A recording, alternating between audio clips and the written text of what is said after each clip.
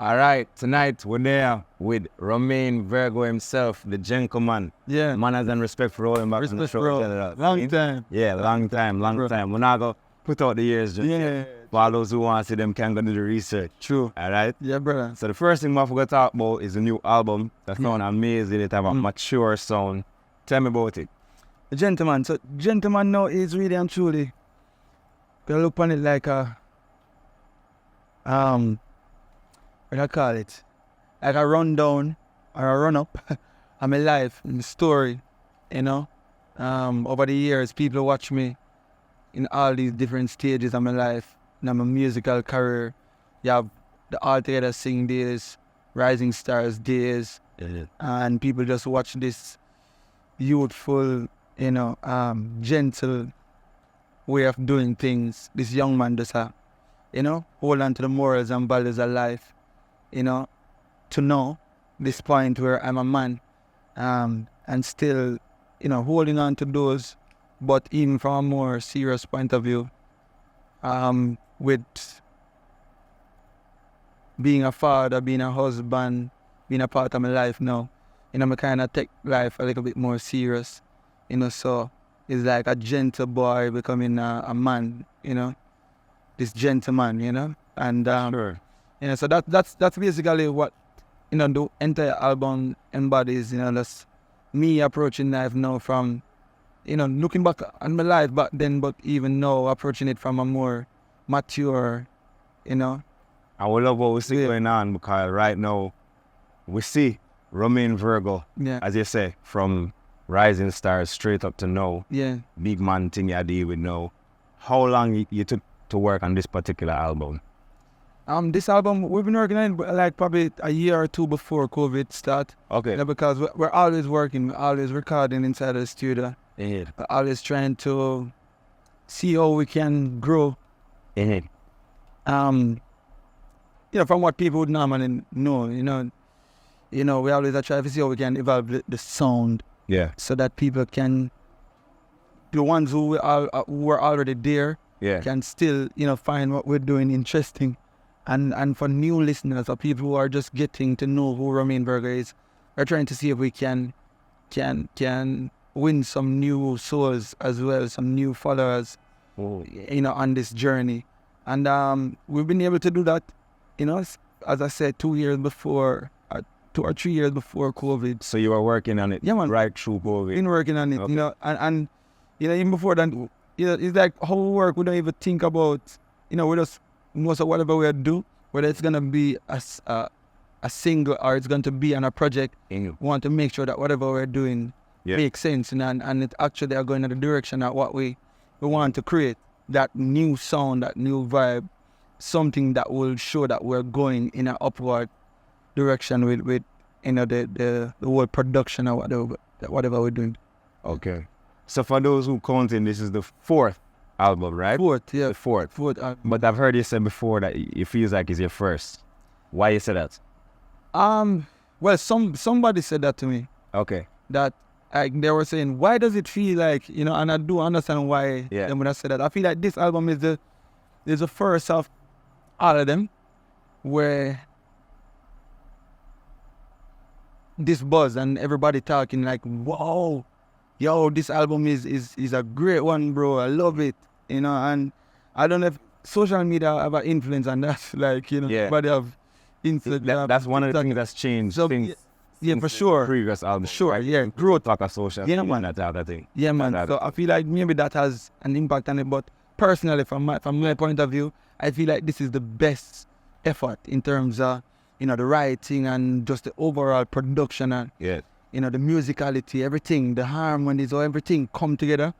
I feel like this is our best effort, you know. And I feel like the album before, you know, especially the first album, it was more like a compilation of songs that were already there, and they just drop off new ones. Because at that time I was just introducing myself. Yeah. But this is kind of cementing in the minds of everybody that this is me finding myself now, finding the direction that I want to take.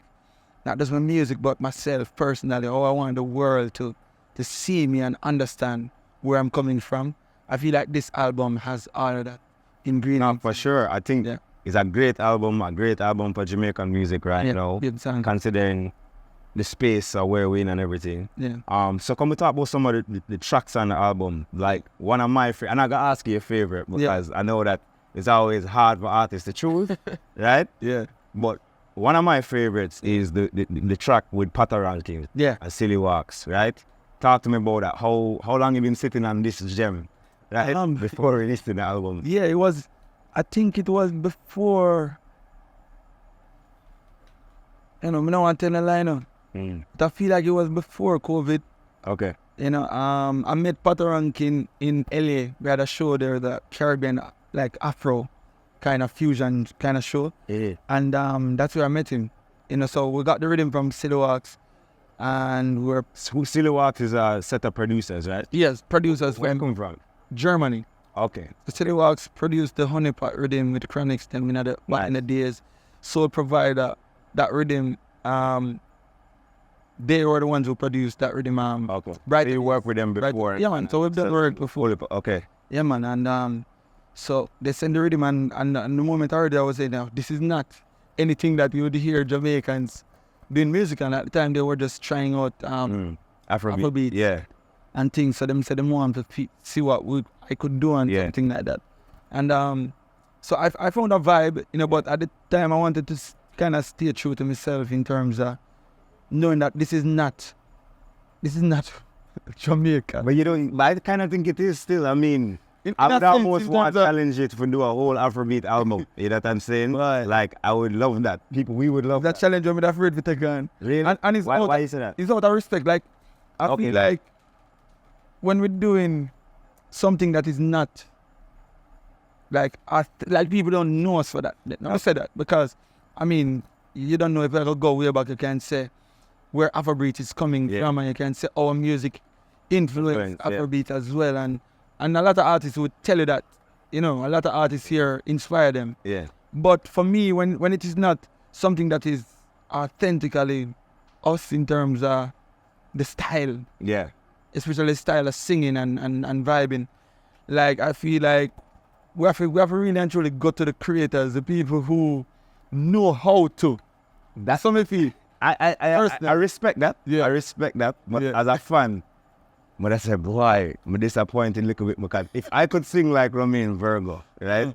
And there's a whole world out there. But I guess, I mean, authenticity is important. Yeah. You'd have to find a way that feels authentic to you. But I still would challenge you. Think about it at least. You know what I'm saying? You see what I said? More than even, and it's not like, all right, let me compare it with this. Like me, I can do a song on any dance already make me know. Right. See? But you don't. But at the end of the day, people probably not gonna believe me like them. They believe Masicka or TJ or any one of the money, you know, or a busy signal. Or them not gonna believe Romain Virgo. You know, them not feel like, yo, this is him. Like dancehall that may require a certain amount of street cred or believability in certain topics that you might touch on. Afrobeat is Romain Virgo.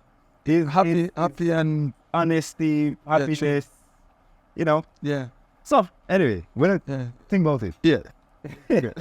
I think about it. Alright, so back to the album, you know. Yeah. So the mix on with Masicka, big collab. First thing I'd ask you, is there anything when you wrote that song, you had anything specific on your mind in terms of being there before? Yeah, it was just looking back on my life as a youth and the struggles that I've been through, but also not wanting to write from a kind of sorry for kind of thing. Because, you know, sometimes we can write the sad songs, but then they're a victim. Yeah, it's almost like the entire song is about being a victim. You also want to tell somebody that, listen, you can go through this situation, but, you know, you can be going through this dark period, or you've been through this dark period, but you can overcome, you know, and that was the kind of message I wanted to send.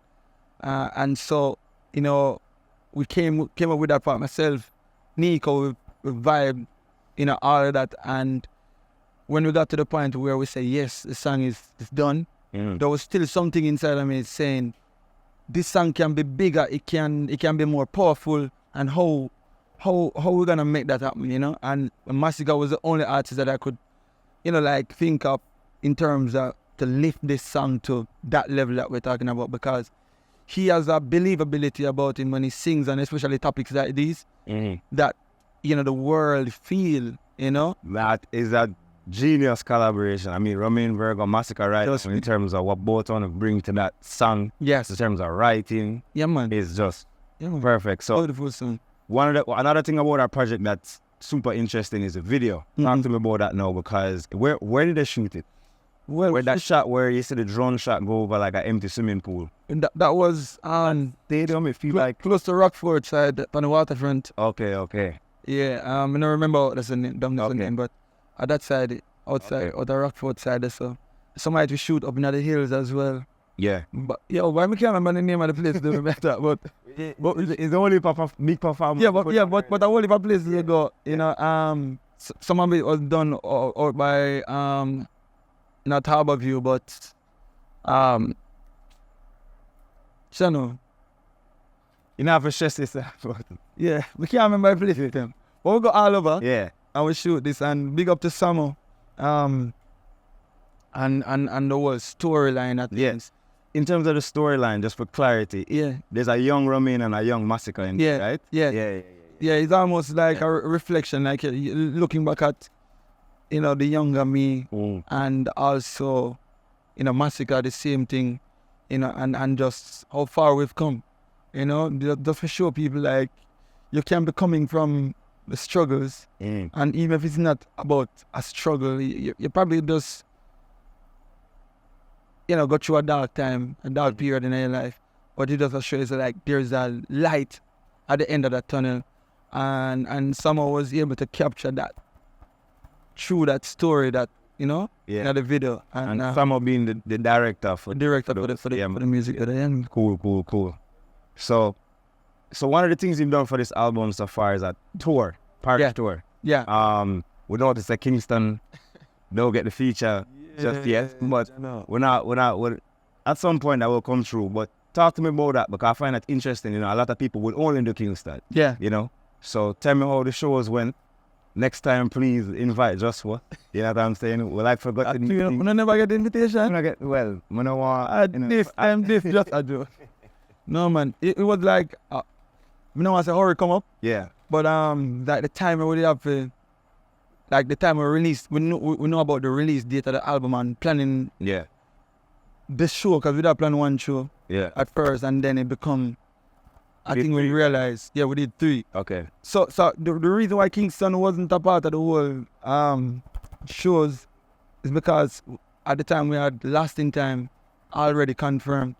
I was saying it wouldn't make sense to do such a big festival in a Kingston, and then a Romain Virgo in concert a week later, because the shows would follow Lasting Time like a week later. Yeah. And so that's the reason why we have St. Anne, Montego Bay, and St. Elizabeth. And we chose these locations because we wanted to kind of spread it out, so people in different parishes. So for example, people in Westmoreland could go to St. Elizabeth.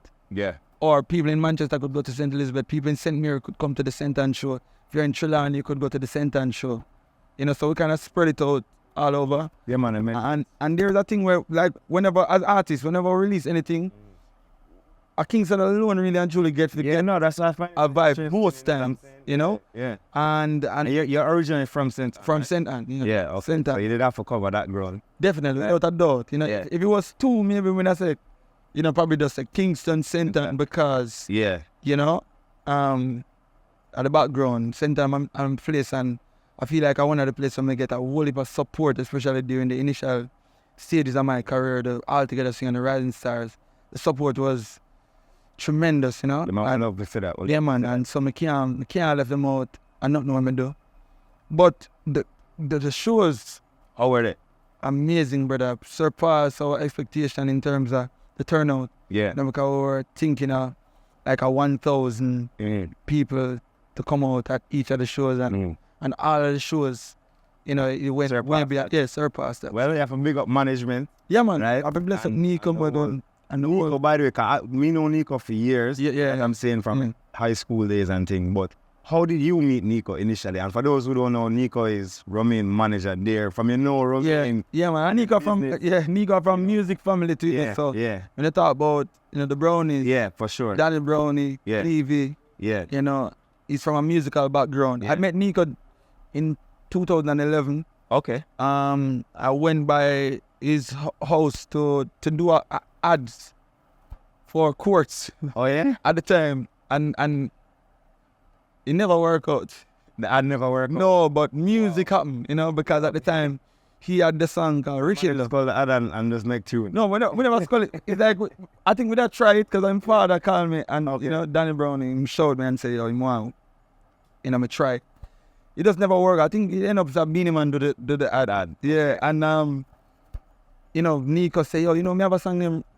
Well, I don't think he even tell me the song name. He just say, "Yo, me have this song I want you listen to." Yeah. And tell me how you feel. Me I love you do that song because we feel like your voice would have work well with it. Yeah. So he had a demo of it, where, like him doing thing. Yeah. Him tell me it's auto-tune. I did him put running by them time. I never even know nothing about auto-tune like that. Yeah. I mean, I say, yo, this sound good. Yeah, because that's what I say at the time. I say, yo. And this time Nico was turn an artist. He not turn Nico an artist no. I say, bro, this sound good. What you gotta do? You sure you want to give me this? Yeah.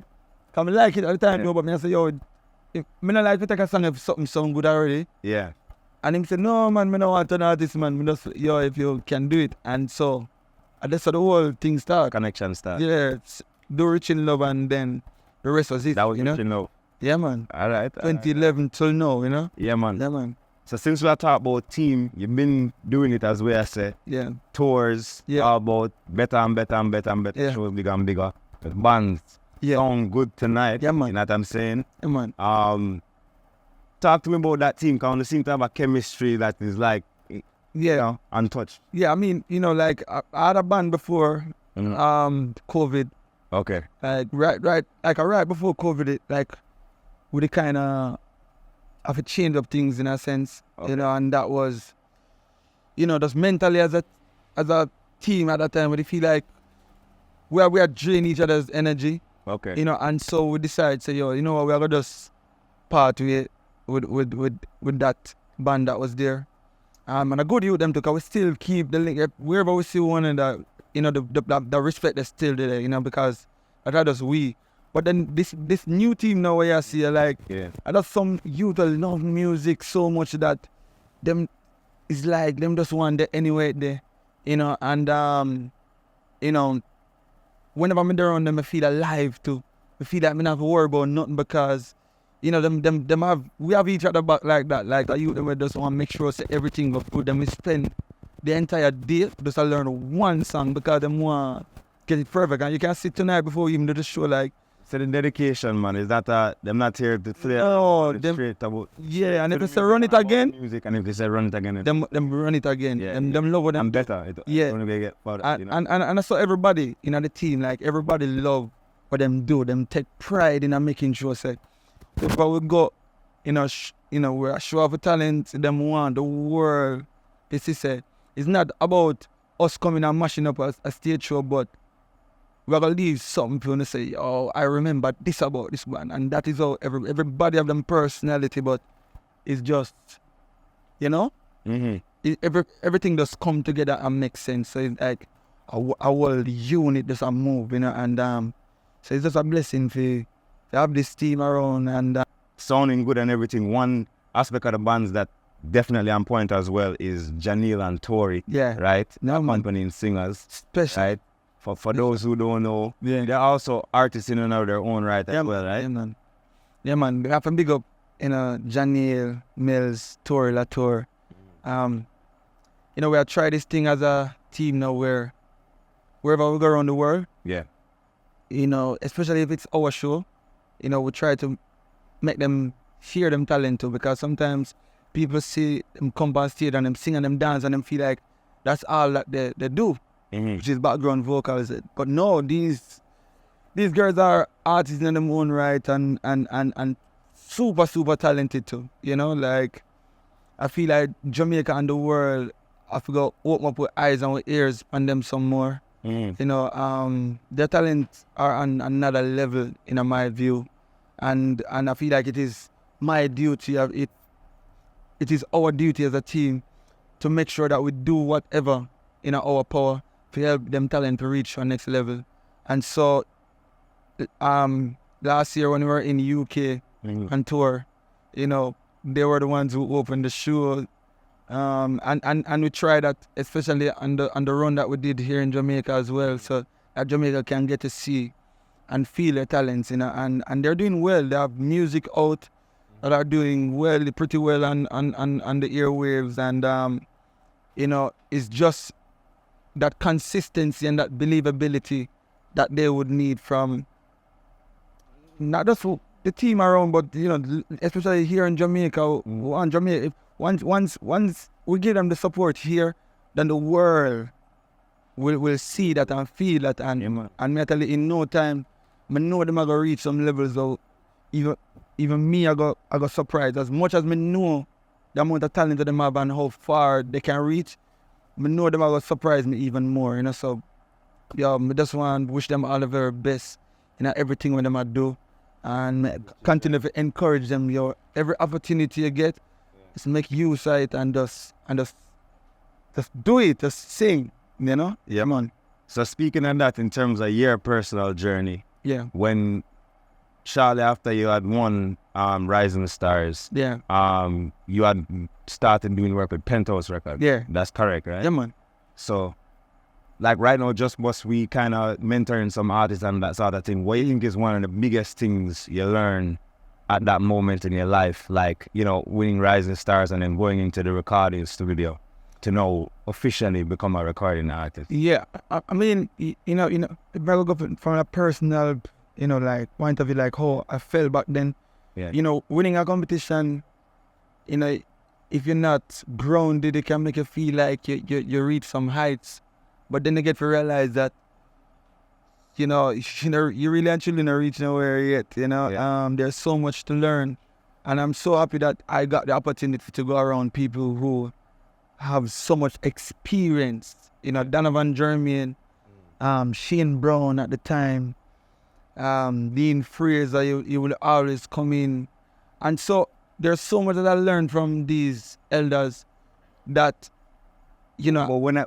I think, sorry for cutting, but when you look back at it now and you say Romain Virgo, and you think about Dean Fraser, you think of how that connection being made. I mean, we take it for granted now, looking back at where you are now. But I mean, that was a legendary moment in and of itself, you know what I'm saying? For you to be exposed to them and for all of that to have happened. It definitely is a part of, you know what I'm saying, the product that definitely you provide. Yeah, man, that's when I go with it, man. Like so with people like them and just the encouragement and just seeing them in them element that, like, or what Jermaine produce, any artist will come in, like a Busy Signal or so like when the artists were around them time that you were Master Griffith, which is somebody who we just love and adore, and like she just always have so much positive words. He just spread, you know, when she come in at the studio. At the time I got the opportunity to meet up with Barry Salmon for the first time. You know, there were so many artists that come inside of the studio. You know, Sasko. Okay. You know, see Sasko come by a Penthouse more while. So from them early time, I just get to experience real talent and people who may watch come execute them craft to the highest level. And then at the time I say, yo, if me want to reach far, I have to go do it like them, you know. You see them take them things serious. So it was a perfect place for me go at first. Those are some like solid, grounded artists, not like a bunch of hype artists that you kind of get exactly. So at that time you were living in Kingston, or you were coming from St. Anne to Yeah, I was back and forth. Like, so I used to go in Kingston like every Thursday. To come record.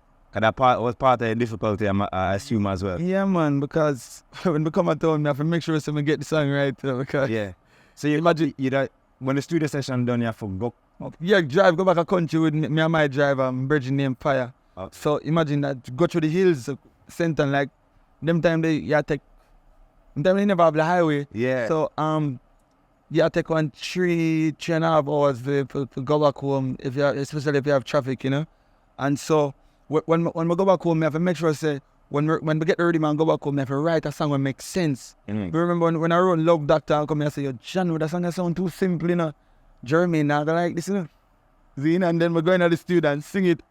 And him say, see my direct man, I say, yeah man, and you know, all of the errors them I make him fix them as we go along. And I said, well, it seems like him like it. So it's like every time I get a rhythm and go home, I make sure I say, yo, I put in the effort to write something what makes sense, you know, to come back at Kingston. So that's probably one of the toughest in the challenge and face back then, and I don't pay off, you know, because I know how important and how the value of time. You know what I think interesting about that? Because nowadays, most people have easy access to a laptop, a studio. Most people have a studio in their bedroom nowadays, and it kind of puts you in a situation where you don't get that situation that you had where you have to sit down and focus because you want one opportunity and attention from the professionals. You know what I'm saying? So it's a give and take. It's an interesting thing about where we are today. You're right. In terms of making music, you know? I feel like if enough of our artists them know they go through that phase still. I mean, as time go by, things should get easier now. Yeah. But I feel like it creates a certain level of discipline. That's where like what artists them now have now, because you feel like, yo, we can get up anytime and go, yo, we can advise anytime because studio always available. It wasn't like that for me. I feel like back then it make a dig so deep to find something, as we say, something with a certain level, a certain standard for please all of these producers who you look up to so much.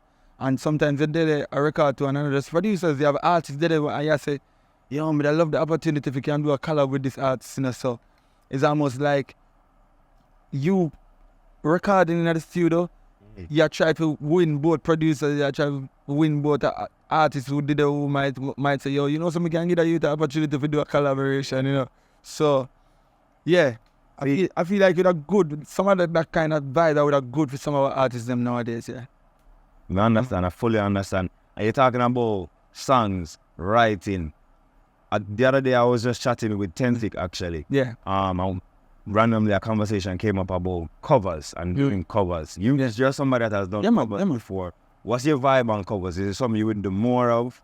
And what do you think about that? Because some people, you know, stray away. Yeah. It's a part of our culture, you know. Most of my favorite singers, them I used to listen to growing up, you know, cover songs are the songs where, you know, I them career basically build off of, you know. I'm you know, over time you get to realize like it's good to create too, you know, and make your own music, you know, and then after a while now I kind of did see, oh, like, I don't want to do no more. I feel like I have probably 6-7 of them where go out there and do well. Yeah. You know, both covers are our genres and like like the legends who help to create this thing, and then, you know, international artists have covered their songs, and it's just the power of reggae music, you know. Anything where you put on a reggae rhythm, it will just become one of the biggest thing, you know. But I feel like cover songs are a part of our culture, a part of it where we can't get it from. Some of the biggest songs them where we play now when you're going to any dance, when you go overseas, are some cover songs. You know, it's just, it's done so well that if you don't know, say, it's a cover, you will feel like, yo, our thing, you know what I mean? And I feel like, me never want to just look on it like it's just you that's got boom, and like it's a lazy thing. Because when you hear like a Sanchez would do a cover version of a song, you have to have talent to do that, because they might do it on some 2-card, 3-card rhythms with songs where have so many different movements. You understand what I mean? So it's a different level of talent it takes for really and truly hear, like for hear, so the song can work on a reggae rhythm first of all. Yeah. Then we go sing it and do all of what them do with it to make it what it is, you know? Encourage a young, talented singer, Jamaican singer, for maybe even do a cover album as like their first project of work. If nobody don't know them, you know? I wouldn't say cover album. Not an album, but I would say covers. Nothing is wrong. Okay. Nothing is wrong, especially as an upcoming artist. Yeah. Like with how the world is now and how hard it is to even get anybody attention right now. Yeah. I feel like for young artists and we continue to encourage people like Tori and Janelle, like don't be afraid to, you know, you hear a song where Adele do and you like it, sing it. Yes, so I feel like with social media. Yeah, and if you want to put a reggae vibe, a reggae twist to it, just do it. Like even if you don't do it on a serious level, like you say, you may cover it to put it out as a song. Nothing is wrong with covering songs in your own vibe, your own style, and using all these social media platforms. Shit, people at least see you now and see the talent. Then you can gradually start put out the original music. So you can't bash doing cover music. It is a part of us, and I feel like the world love it too. The only time with a bash is if like the world never take onto it. Like them pay it no mind. But when we see me do a song like Soul Provider, which Michael Bolton did years ago. That's another thing to sometimes you can revive a song that was decades ago. That a new generation, you can bring it to a new generation. That's another beauty I do. Right now in Africa, I feel like in the initial stage, and maybe even now, people would believe it's my song that's in it. Yeah, I'm pretty sure. Yeah, I'm sure. I'm sure people probably hear the Michael Bolton version and say, whoa, then do I cover the Romain Virgo reggae song? Yeah. That is just the power of reggae, so, no man, nothing wrong with it. So we talk covers now, talk to me about writing, right? Yeah. Because, it's such a beautiful thing when you really think about it still. Yeah. You have, I know people have written songs for you, right? Yeah, man, definitely. You ever write song for somebody? Yeah. Oh, yeah? Yeah, man. I don't know if because sometimes you not like song, yeah. Some people don't want it to tell who wrote it. Sometimes it's the reverse. I don't know how you feel about all of that. I kind of feel like it should all be out in the open. You know what I'm saying? I think we all stand to benefit. Yeah. For me, I feel like at some point it's something that I want to do more of. And so it's like I kind of give myself that time, for really and truly grow and get to that level where I start even call myself a songwriter, because now I can't write. You consider yourself a songwriter, like I noticed you, because there's levels and levels and levels and levels. Yeah, I mean, I write some beautiful songs in the earlier days, like especially the earlier ones, the rain is falling, and Can't Sleep and Love Doctor and all these songs, and then over time, the more you do it, the more you question yourself. I say, yo, one day I need somebody to write something for me. And then over time now, you realize that writing alongside others, like me and Nico we do a whole heap of writing together. Like I will just come up with an idea or something, and I just say, yo, I not want to finish this by myself. Like, because I want to get from somebody else's perspective, like what you feel like in this vibe that like what me I talk about now, and then hearing from somebody else's perspective, like it just open my brain to a new world. Like, yo, you feel like you did alright? Yeah. No, you start alright, because me just leave myself open for learn and for try new sounds and new ways of doing things. Me as somebody who like me write on a rhythm now, like me have a thing when me kinda sing behind the rhythm in a sense, and since we start work with Nico, it's like more like, yo, like we could try and sing a little bit more upon the time in kind of vibe. As somebody who believe in sometimes having the lyrics flow a bit fast and thing. Okay. And so would not, I don't want to say the wrong thing.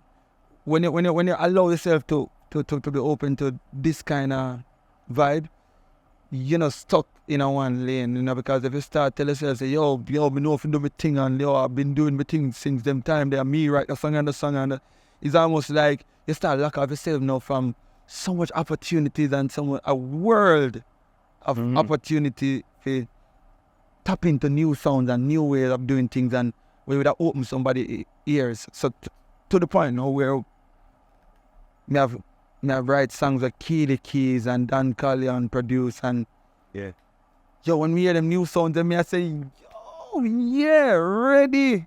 More sing them thing, yeah. Which songs on the album did Dan produce? Driver and Situation. Okay. Those two were, you know, written by Keely Keys and produced by Dan Collier. Nice. Beautiful songs. I wouldn't sing anything like that on my own because I have my writing style, you know. But just writing from a different, a different view, you know, different styles. That's what them used to do, like Motown and these types of these era. That's what them do. Them have you have writers, you have singers. Not to say that the artists wouldn't, right? Yeah. No, we need that. Yeah, man. So my hope is one day we can create something like that where we start right, probably call it something, you know, and just choose the artists that we know, you know, the style of writing or the sound. I think that would be an interesting thing. I think maybe even something we could help you with. Yep. Or in terms of, you could do an online challenge, have people submit songs, and maybe have people online vote the one that they want Romain Virgo to sing. Or that would have wicked. That would have wicked too. That'd be, you know? I would have loved to be involved in that project. Oh man, that would be great. But we don't have all day, but so we have to cover. There's so much. It's been a long time. Yeah, man, we can talk till until light, right? Yeah, true. All right. Long time, man. Yeah, man. So we have to cover different ground now, cause the both of we are mature and thing. The general get married and you know what I'm saying? Father, twin. Yeah, and whole heap of things are going on YouTube channel with the vlog and I love these things. I love the role model sort of thing that is there in terms of a positive outlook. Yeah. For as a Jamaican that people have out there can see. You know what I'm saying? To live that life. But you feel any pressure as a positive role model, as the gentleman that suppose you slip. I mean, you all of these years, and Romain, I know, I don't think so, but I mean, you know, and throughout all of this time, you know, we don't want to say I've never been perfect. You know, like there are people who probably look on and say, "Wow, relationship goals." You're right. Yeah. But you know, that's what we see from the outside. Yeah, and people always see that way, but and that's why it's just good to be real and be true to yourself. You know, obviously a lot of people aren't going to put everything that is private out there. You know what I mean? Some things you're gonna just hold together and you're gonna work it through because you're mature enough to do that. And maybe that's one of the things where we probably, you know, have to a level, you know. But never see myself as being perfect. Always I learn, you know. I just know the way I grew up, the kind of family when I grew up in, I just never want the same kind of vibe for my kids. You know, I always want to be looked up to, like, to say, yeah, I've seen him do it. Yeah, man. Yeah. And even if I wasn't a father, but just somebody can look on and say, yo, the life that Romain is living, I like that, and it is an example. You know, because as a man, you know what is right from wrong. You know, and even though, like, sometimes life can take you on some road where you say, jeez, oh, me end up here, so, you know, why me end up in this position now? The truth is, like, I strive to walk a certain path, you know, and that is it. You know, so everything that is there now, you know, wanting to just be a perfect father, you know, so that is because we never have the father figure around for look to it. Oh, I saw my father do it, so we can pass on this. That wasn't there. So it's just knowing what is right and looking on others when they're around me, people me see in my community, when me see, I'm a good man that, you know, somebody like all my stepfather, when me see how the man they treat me, I say, yo, I saw a man to treat not just him you, but people in general, you know, so I strive to keep up to that standard, you know. And the way I see him treat my mother, I said, I saw a man to treat them wife, yo. I saw a man to treat them woman. You know, and no relationship is not gonna be perfect, but you can strive to walk a certain path. You know, so boy, you know, when you look back, you can say, well, I did all of these things the way, or I try to do it the way, you know, a man should, you know, so. Yeah. Right now, this moment in your life, you would say you're happy. I am. Which a lot of people can't say. That's I am. Too, you know? I am, brother. You're happy in your life right now? Yeah. No, me have a wife who me know for sure love, you know, and love wholeheartedly. Sometimes to the point where it is overdone, in the sense where it's like, yo, me and her alone that understand when me say overdone. Like she want to protect me and what we have so much that sometimes, you know, she I mean, have to say no. Yeah, interesting, because I was just watching the YouTube vlog. Yeah, man. What's it like to bring your wife on tour? And what's the difference between she's a vibe, you know, she's a whole vibe by her, you know, like once the cameras on, especially when she's around me or the people who you know she feel most comfortable with. She's a whole vibe. She's a party, you know. And she if she laugh after you, if it's something funny and you're not somebody who will laugh or take things light and you know, you will cry. Yeah, that thin skin. Yeah, man. If you have thin skin, man, you have to run out of the place because she will laugh at the scan, you know. Yeah. But that is what I love about her. The fact that, you know, she will make life out of us anything, like fun out of us anything, you know. And you know, yeah. Whenever she's around, is I may say, is that vibe. You know, we love that. Yeah, man. Love to see that. May it continue. We want to see more of the vlogs. Yeah, bro. We want to see that type of content. So, Romain, you always kill them with the bad shirt, them and the bad suit, them and the. You have to go make me know, you know, is where you get some of these shirts and all of these things. You have a stylist, or is it you just in passing? You just got it like that. Yeah, I mean, we work together as a team. Not for the shirt I'm wear. I just some place maybe. And everybody go buy them shirt there. You know, but as a team, we have a little family, myself, Nico. Whenever we touch road, we know where to go. Go find some things where we not gonna see everybody aware. And I feel like that alone make the difference. When we're here, we know the people to go to when we want a specific kind of look. You know, and I'm open for trying new styles too. One time you just lock up like, and I say, yo, my suit have it fitted, yo, and if you don't look that certain way, yo, me not wear that color there, me not. And then over time, I kind of realize, say, listen, the only way I'll get comfortable is feel a little bit uncomfortable first, and stand up in front of the mirror and look how you really and truly look. Sometimes I always just like, yo, no, me not wear that. And I'm to try it, man. I'm just, all right. Bring it. Put it on me. I said, yo, this bad. So, sometimes in life it's just to, you know, step out of your shell a little bit and just try some new things. Once I know nothing where I go against anything where you believe in that personally.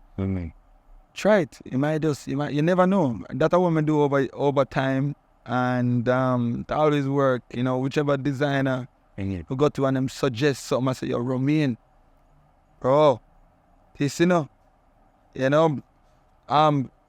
Carlton Brown is one of the designers, tailors we work with. Sorry, maybe yeah, get on that. Yeah, man. Some respect on him. Yeah, mine in the fling back line thing. Yeah, but for example, he's one of them who, you know, over the years, you know, and he's a man who we just suggest, yo, bro, what do you think about this? And in the earlier days, I was a little bit skeptic about it, but over time, I say, yo, if you say it, you know, I try it, you know, because you have a better vision. And the moment I put it down and stand up in front of the mirror, I say, yo, I never feel so confident in my life yet, you know? Proper. Yeah, and I feel like as artists, you know, taking care of ourselves, you know, got a gym. I'm not like consistent now, because I'm kind of drop off a farm. But when I was going to, you know, the gym, I'm a trainer, Steve Ming, I work consistently. There was a certain level of confidence that come with wearing whatever. You know, so a man come and say the shirt and me not think twice. I say, yo, ready. Because the confidence is there and make you feel like you can wear this well. You know, so that is a part of it too. You know, so yeah, man. whatever thing you contribute to, whatever we wear, you know? Yeah, man, you have to go and beat them bad, just go and beat them bad. So it's been 15 years roughly since the Jamaica first heard of Romain Virgo. I'm sure you have a lot to think about. There's a lot of people that would love to have your life, would love to have your career. To the young Romain Virgo out there, right, in St. Anne, sitting down watching this, what you say to him? Just trust yourself, trust the process, believe in it. There's no career, there's no work out there that it's easy. Everything that you step towards, will take time, patience, and persistence or consistency in it, like doing it over and over again. Sometimes you do it over and over, so till you get bored. That is what life is. And I would say it's just consistency and I try to reinvent myself every year. Like every year you think like, yo, I want boss. So me feel every me a little, like my team say, yo, still feel like me not find a song there yet. And so that is how you have to approach whatever you want to achieve in a life. Like even when you feel like you're on the path, just keep on telling yourself, so yo, like next year is just a different version of me approach the same goal. And the next year is the same thing. And that is how me feel. Me still feel like 17 years old. Like me at 34 now, I still feel like 17. Like I can't see myself not being 17. And I feel like once you have that mindset, that youthful, that vibrant, that energetic kind of vibe about you, where we say you always want to try something new, you always want to reinvent yourself, you always feel young and always feel fresh. Once you approach life with that mindset, whatever it is, nothing have to be music, whatever it is, once you approach it with that kind of mindset, I feel like, like there's no limit to what you can achieve, because even now I feel like, I want to find a hit song. I have so much. I feel like I want to find, like, I find it yet. Each time I find something where you go to one level, people say, yo, this is bad, is that me? I say, yo, all right. Still a search. And that's the approach. That's the approach. I love that. Honestly, I feel like if we just left it there some because that message you just said is super inspiring and everything. The last thing me I gotta say though, wow, Kingston show. Yeah. Right? So just let the people them know, make it happen fast. Nico. Yeah. I Alright? hope. Wow, Kingston show fast. Romain, manners and respect here. Every time, but blessing. See? Cool. Yeah, man.